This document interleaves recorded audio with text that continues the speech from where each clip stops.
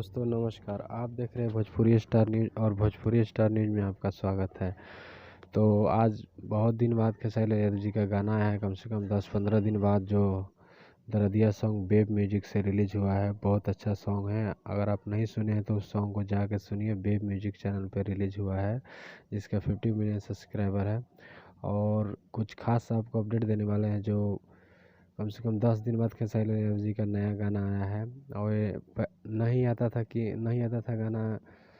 वो कोई प्रॉब्लम हो गया था। जो ग्लोबल म्यूजिक जंक्शन है, वो कोई भी गाना नहीं रिलीज करने दे रहा था खेसारी लाल यादव जी का। तो आज बहुत दिन बाद गाना आया है बेब म्यूजिक से, हरा दिया सॉन्ग। तो जाइए, अगर आप लोग प्यार दिल आशीर्वाद दीजिए उस गाने को, ट्रेंडिंग नंबर 1 पर लाइए। तो यही बात कहने आए थे आप लोग से कि हरा दिया सॉन्ग बहुत अच्छा सॉन्ग है। आप लोग जाइए, देखिए और उस गाने को ऐसे ही प्यार दुलार बनाए रखिए।